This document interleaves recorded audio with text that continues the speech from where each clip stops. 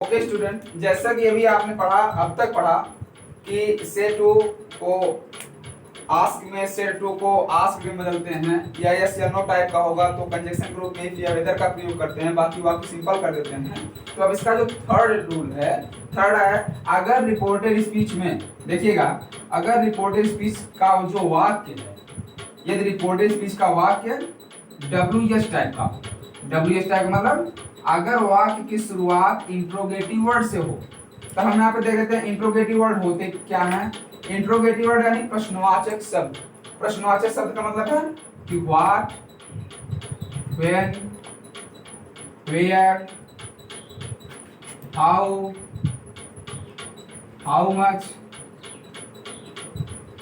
How many, how many, विच।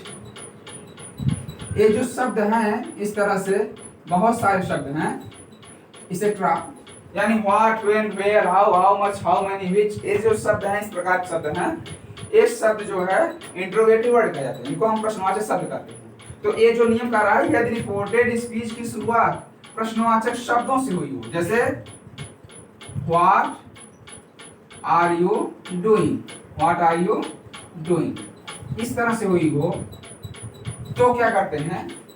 अच्छा, इसके पहले हम डिस्कस कर लें, इसको हम जो है या WS टाइप सेंटेंस क्यों कहते हैं।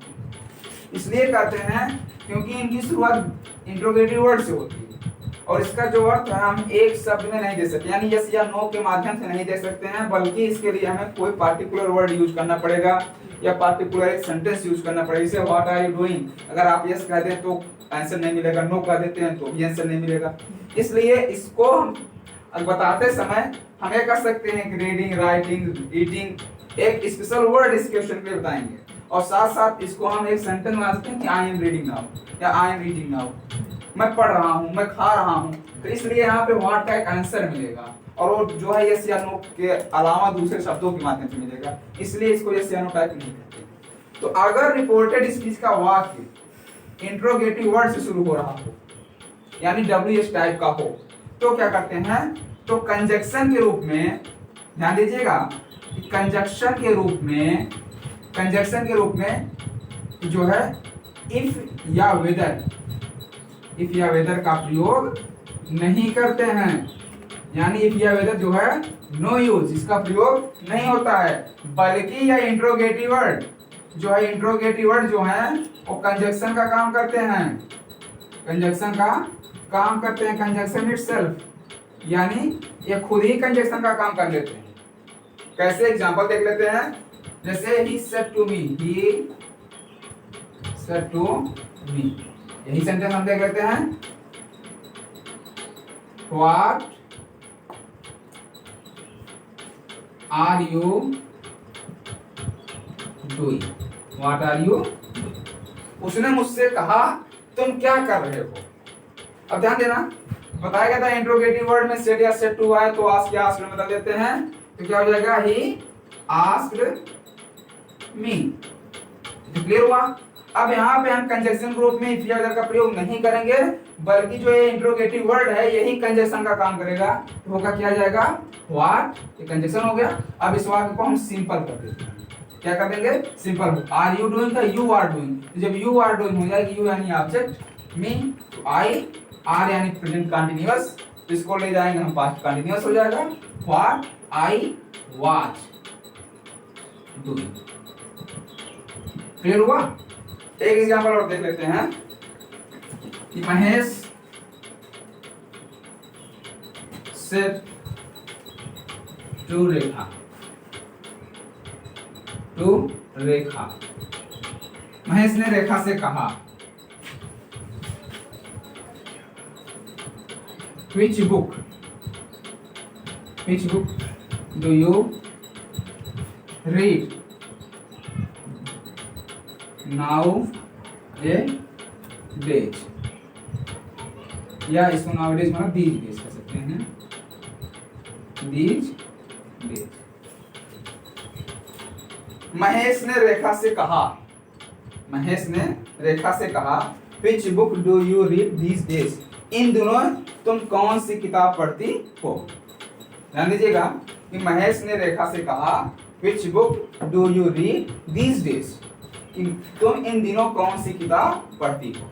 तो कौन सी किताब, देखिए ये पूरा वर्ड हमारा इंट्रोगेटिव वर्ड हो रहा है, विच के साथ नाउन लगा हुआ है, और कौन नहीं बल्कि कौन सी किताब इंट्रोगेटिव वर्ड का काम कर रहा है। तो ऐसे में क्या होगा, हम कंजक्शन रूप में विच नहीं बल्कि विच बुक पूरा ही इंट्रोगेटिव जो वर्ड का यहाँ पे सेंस दे रहा है, एक पूरा कंजक्शन का काम करेगा।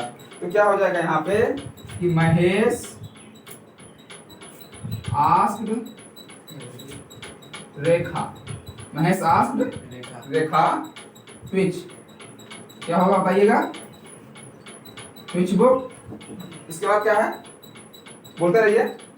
यहाँ पे क्या हो जाएगा, इसको do you read this days यानी यू रीड दिस डेज, तो यू यानी कौन है, रेखा। रेखा क्या है, लेडीज यानी फेमिनिन जेंडर है, इसके लिए सी लगता है प्रोनाउन, तो यू के स्थान क्या हो जाएगा, सी। और रीड यानी प्रेजेंट इंडेफिनिट है, ये पास्ट इंडेफिनिट चला जाएगा, तो रीड का रन हो जाएगा, स्पेलिंग वही होगी। और दीज का दोज होता है, आपका बताया गया था टाइम चेंज में, दीज का दोज डेज।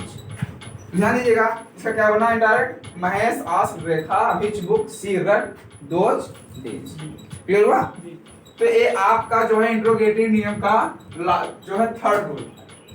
अब इसके अलावा देखते हैं, अभी इसमें एक और बचा हुआ है, आप लोगों को लिखना है। ओके, नेक्स्ट अब इसका हम अब देखते हैं कि ध्यान दीजिएगा कि इंट्रोगेटिव वर्ड जो होगा वो है ही खुद जो है कंजक्शन काम करता है, इसके लिए अलग से किसी भी और शब्द का प्रयोग नहीं होगा। लेकिन जब यस या नो टाइप का होगा, तब इफ या वेदर, यस या नो टाइप मतलब जब वो हेल्पिंग वर्ब से शुरू होते हैं तब इफ या वेदर का प्रयोग करते हैं। हम अगला नियम देखते हैं कि कहां पर, अगला नियम देख लेते हैं कि कहां पर जो है हम इफ या वेदर में, जैसे आपको बताया गया यस या नो होने पर इफ या वेदर कंजक्शन रूप में काम करता है, तो देखते हैं कहां पे इफ का प्रयोग ज्यादा अच्छा माना जाता है और कहां वेदर का प्रयोग अच्छा माना जाता है।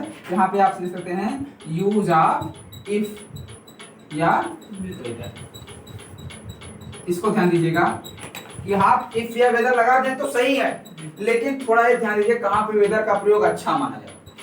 लिखिएगा यदि रिपोर्टेड स्पीच में, ध्यान दीजिएगा यदि रिपोर्टेड स्पीच में ऑप्शन दिया गया हो, क्या दिया गया हो, ऑप्शन दिया गया हो, तो वहां पे इफ के बजाय वेदर का प्रयोग ज्यादा अच्छा माना जाता है।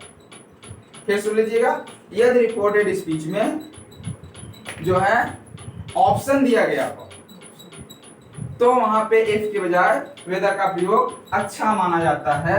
जैसे the waiter said to me,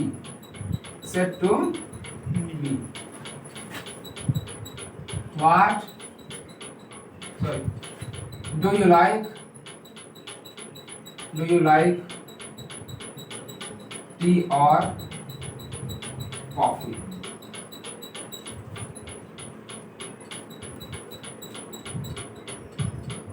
और one minute, और कॉफी। तो यहाँ ध्यान दीजिएगा, the waiter said to me, waiter ने मुझसे कहा क्या आप चाय लेंगे कि कॉफी। तो हमें ऑप्शन मिला, दो चीज का ऑप्शन मिला, चाय का भी ऑप्शन मिला और कॉफी का। तो यहाँ पे ऑप्शन है, और जब ऑप्शन हो जाता है तो ऐसे में क्या करते हैं हम, यस या नो होने के बावजूद भी इफ के बजाय वेदर का प्रयोग ज्यादा अच्छा मानते हैं। जैसे क्या हो जाएगा,